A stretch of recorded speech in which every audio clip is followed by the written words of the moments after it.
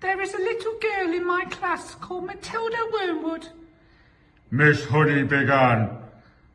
That's the daughter of the man who owns Wormwood Motors in the village.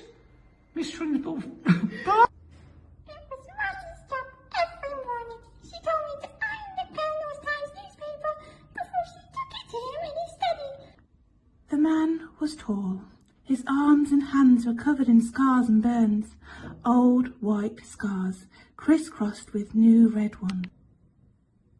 Matilda's parents owned quite a nice house with 3 bedrooms upstairs, while on the ground floor there was a dining room and a living room and a kitchen. You'll have to have it dyed black, the mother said, but wash it first or there won't be any there to dye. The nice thing about Matilda was that if you had met her casually and talked to her, you would have thought she was a perfectly normal 5.5-year-old child. Lieutenant Buckland is up on the parapet above us, screaming at us to follow him. That we've got them on the run. I follow, we all follow. Good afternoon, children, she barked. Good afternoon, Miss Trunchbull, they chirped. The headmistress stood before the class, legs apart, hands on her hips, glaring at the small boys and girls who sat nervously at their desks in front of her. Not a very pretty sight, she said.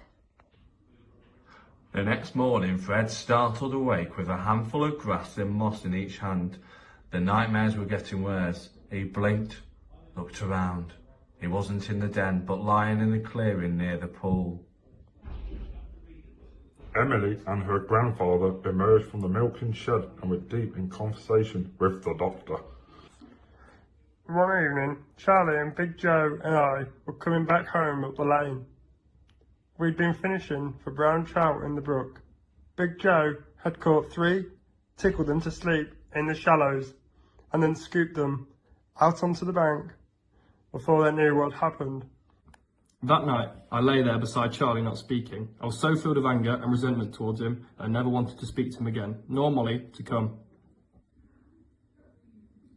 Daddy, she said, do you think you can buy me a book? A book, he said. What do you want a flaming book for? To read, Daddy. What's wrong with the telly? Father lit up his pipe and sat down in his chair, which creaked underneath him, as it always did whenever he moved. I never went over there, but Charlie did. It was a day I'll never forget. Never, never. The man was tall. His arms and hands were covered in scars and burns, old white scars crisscrossed with new red ones. He held the knife at the level of their necks, casually, as if it were a breadstick. Charlie looks him straight in the eye in open defiance and does not look away, just as he used to do with Mr. Mannings at school. When he did, he was being ticked off.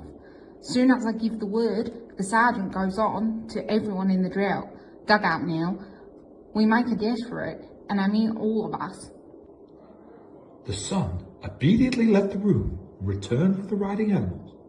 Write down these figures, the father said, reading from his bit of paper. Car 1 was brought by me for £278 and sold for £1,425. Got this? Matilda was a little late in starting school. Most children began primary school at 5 or even just before. But Matilda's parents, who weren't very concerned, one way or another, about their daughter, had forgotten to make the proper arrangements in advance. People will be looking for us. We should just stay here, and they'll come, said Con. Lila shook her head. The jungle is very big, and we're small. You are lying to me, madam, the Trunchbull shouted, glaring at Matilda. I doubt there is a single child in the entire school who has read that book, and here you are, an unhatched shrimp sitting in the lowest form there is, trying to tell me a whopping great lie like that. Why do you do it? You must take me for a fool. Do you take me for a fool, child?